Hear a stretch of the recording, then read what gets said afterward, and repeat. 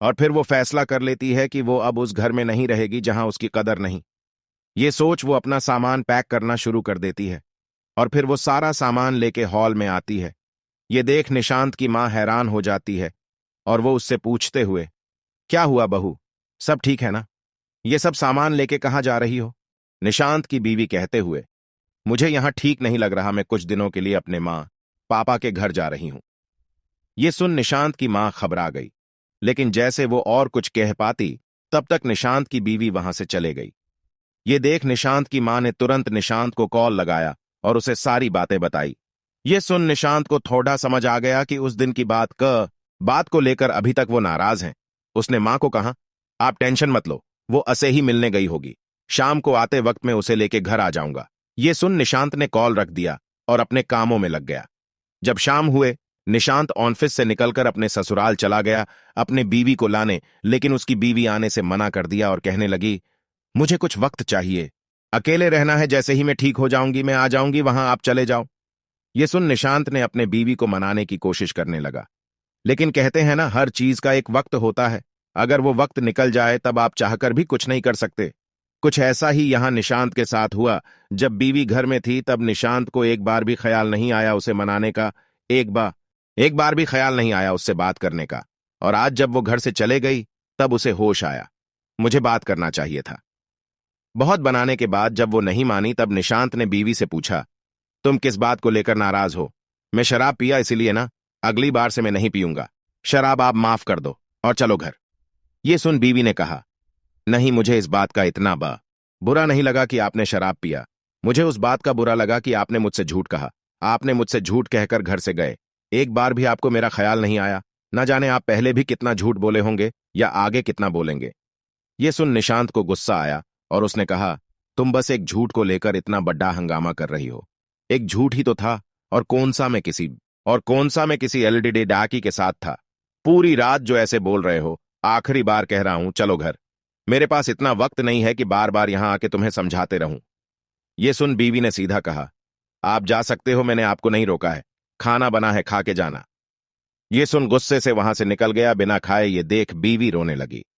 वहां जब निशांत घर पहुंचा तब सब हॉल में बैठे थे और जैसे ही देखे निशांत आ गया, वो उससे पूछने लगे, अकेला आया, बहू कहाँ है? ये सुन निशांत को समझ नहीं आ रहा था कि वो क्या बोले सबको। उसने फिर भी कह दिया, आ जाएगी कुछ दिनों में, और कहकर अपने रूम में चले गया। फिर अगले सुबह हुई तब निशांत के पिताजी बोलने लगे, बहू बहू कहाँ हो, अभी तक चाय नहीं मिली मुझे। ये सुन निशांत के मां ने कहा, बहू कहाँ है? आप भूल गए, वो अपने मायके चली गई है। ये सुन वो थोड़े उदास हो गए और फिर उनकी बड़ी बहू कुछ देर बाद चाय लेके आती है। कुछ देर बाद जब नाश्ता का वक्त होता है तब घर में नाश्ता बना नहीं रहता है और वहां निशांत को हमेशा उसकी बीवी उठती, जो कि अब घर में नहीं है, तो वो लेट उठता है। देखते ही देखते घर का सारा माहौल बिगड़ने लगता है। न किसी को समय पर चाय मिलता तो न किसी को समय पर खाना। उनकी बड़ी बहू जॉब करती थी तो वो भी अकेले कितना कर पाती, जितना उससे होता वो करके अपने ऑफिस चले जाती। ये देख घर के सभी लोग परेशान रहने लगे। वहां निशांत का सारा काम, कपड़े से लेकर लैपटॉप, पेपर्स, सब उसकी बीवी लाकर देती। अब वो घर पे नहीं है तो निशांत को सारा काम करना पड़ी देता। इससे निशांत और परेशान रहने लगा। वक्त बीतता गया। वहां निशांत की बीवी अपने मां पापा का ख्याल रखने लगी और यहां निशांत का घर, जो एक हंसता खेलता परिवार था, वो धीरे धीरे टूटने लगा था।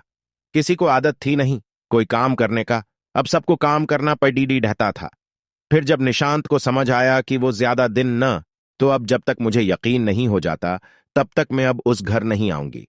ये सुन निशांत कहने लगा, क्या तुम एक झूठ को लेकर अब तक इतना बड़ा बात बना के रखे हो? क्या तुम्हारे मम्मी पापा ने यह सिखाया कि अपने पति को, अपने परिवार को छोड़कर अपने मायके आ जाओ? क्या यही प्यार है तुम्हारा? ये इतना काम किसके लिए कर रहा हूं? तुम्हारे लिए ना हमारे अच्छे जिंदगी के लिए, और तुम हो कि एक झूठ को लेकर इतना बात बढ़ा रहे हो।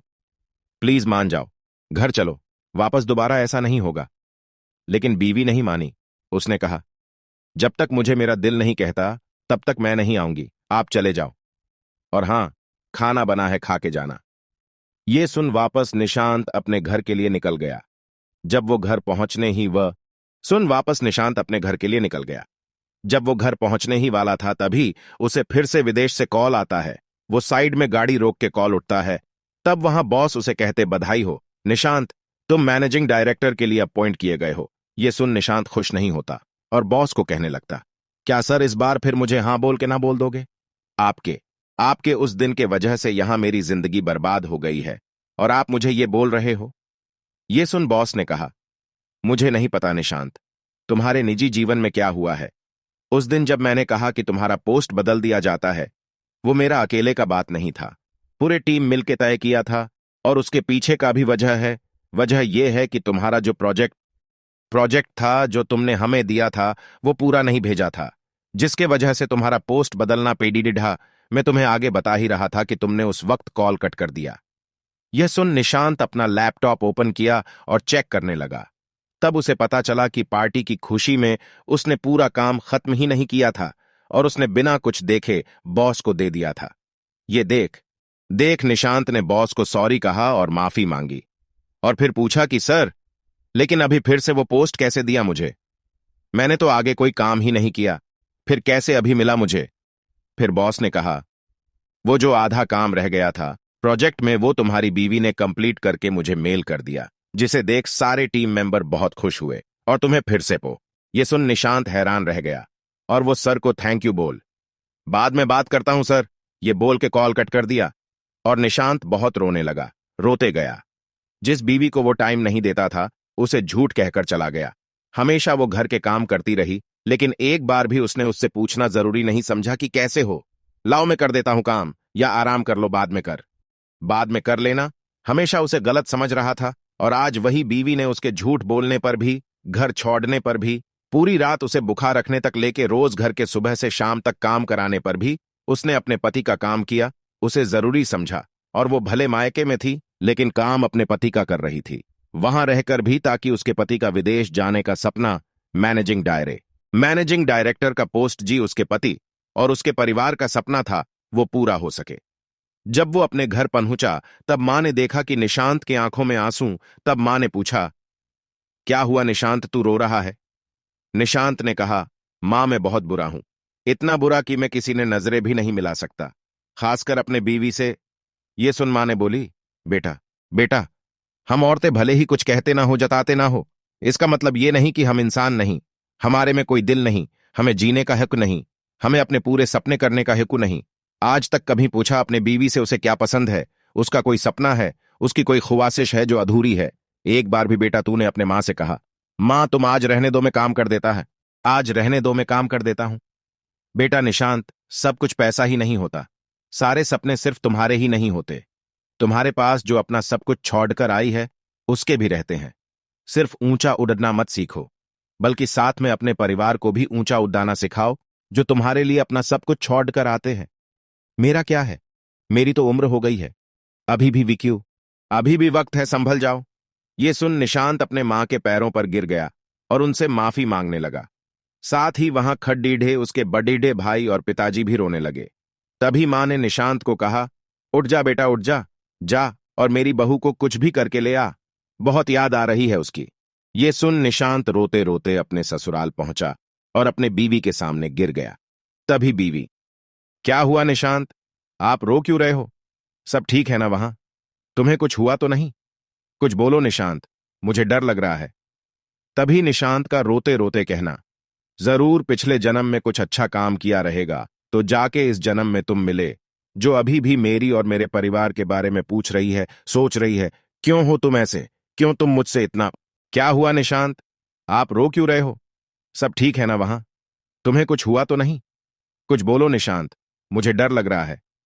तभी निशांत का रोते रोते कहना, जरूर पिछले जन्म में कुछ अच्छा काम किया रहेगा, तो जाके इस जन्म में तुम मिले, जो अभी भी मेरी और मेरे परिवार के बारे में पूछ रही है, सोच रही है, क्यों हो तुम ऐसे, क्यों तुम मुझसे इतना प्यार करते हो?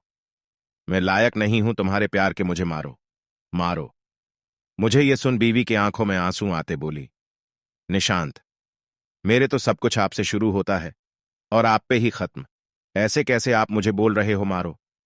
मर जाऊंगी लेकिन कभी आपको कुछ होने नहीं दूंगी। ये सुन निशांत बीवी को अपने बाहों में ले लिया और रोने लगा। कुछ देर कुछ देर बाद बीवी ने कहा कि खाना रखा है, खा लो चलो। जब निशांत खाने बैठा तो वो देखा जो भी कुछ बना था सब उसके पसंद का बना था। ये देख वो फिर से रो पड़ा और पूछने लगा, बीवी क्या है ये? तुम्हें पता था मैं फिर से आऊंगा आज? बीवी हंसन के बोली, नहीं, मैं तो रोज आपके पसंद का खाना बना के रखती हूं ताकि आप जब भी आओ आपको आपके पसंद का खाना खिला सकूं। आप जभी भी आते मैं रोज बोलती खाना खा के जाना, लेकिन आपने कभी खाया ही नहीं। तब निशांत को समझा कि हमेशा बोलने का कारण यह था कि बीवी हमेशा मेरे लिए मेरे पसंद का खाना बना के रखती थी। ये सोच निशांत के आंसू रुके नहीं जा रहे थे। वो फिर बीवी को अपने पास बिठाया और अपने हाथों से उसे खाना खिलाया और बाद में उसने खुद खाया। इतना ही नहीं, जब खाना हो गया तो सारा बर्तन उसने उठ के भी रखा। ये देख बीवी रोने लगी और जैसे ही कुछ कहने जाती कि निशांत ने उसे चुप करते हुए कहा, शांत, आज से और अभी से तुम्हारे आंखों में एक आंसू नहीं आने दूंगा, और वहां बैठ गया। कुछ देर बाद बीवी ने कहा, घर नहीं जाओगे? तब निशांत हंसते हुई, जहां मेरी बीवी हो वही मेरा घर है। ये सुन उसके इतना ही नहीं, जब खाना हो गया तो सारा बर्तन उसने उठ के भी रखा। ये देख बीवी रोने लगी और जैसे ही कुछ कहने जाती कि निशांत ने उसे चुप करते हुए कहा, शांत, आज से और अभी से तुम्हारे आंखों में एक आंसू नहीं आने दूंगा, और वहां बैठ गया। कुछ देर बाद बीवी ने कहा, घर नहीं जाओगे? तब निशांत हंसते हुई, जहां मेरी बीवी हो वही मेरा घर है। ये सुन उसके चेहरे पर हंसी आ गई और अपने रूम में चले गई। कुछ देर बाद सारा सामान के साथ रूम से बाहर निकलकर कहने लगी, चलो निशांत, मुझे वो वाला घर जाना है, अब मुझे वहां लें चलो। ये सुन निशांत जल्दी से उठा और गाड़ी में सामान रख दिया और फिर बीवी के लिए कार का दरवाजा ओपन किया और कहा, बैठिए मैडम। ये सुन बीवी हंसकर कार में बैठ गई और थोड़ी दूर जाके निशांत गाड़ी रोक लेता है और फिर बीवी को बाहर निकलने के लिए कहता है। जैसे ही वो बाहर निकलती है वो देखती है निशांत वहां आइसक्रीम ले रहा होता है। फिर दोनों एक दूसरे को देखते आइसक्रीम खाते रहते हैं। कुछ देर बाद दोनों घर पहुंचते हैं तो देखते सब घर वाले जगह रहते हैं और दोनों के लिए एक केक रखा रहता है। ये देख दोनों खुश हैं और केक काटकर एक दूसरे को खिलाने लगते हैं। कुछ देर बाद निशांत और उसके बड़े भाई दोनों मिलके सबके सामने कहते हुए, अब से हर हफ्ते में 2 दिन हम भाई मिलके खाना बनाएंगे और वो दिन आप सभी को आराम करना होगा।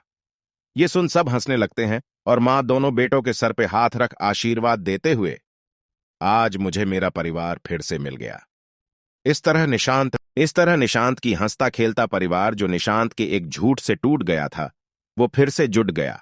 तो ये था एक झूठ की ताकत जो एक हंसते खेलते परिवार को तोड़ के रख दिया था, और ये था एक औरत और एक प्यार की ताकत जिसे अगर आप नहीं समझेंगे, ख्याल रखेंगे तो आपका हंसता खेलता जीवन बर्बाद हो जाएगा।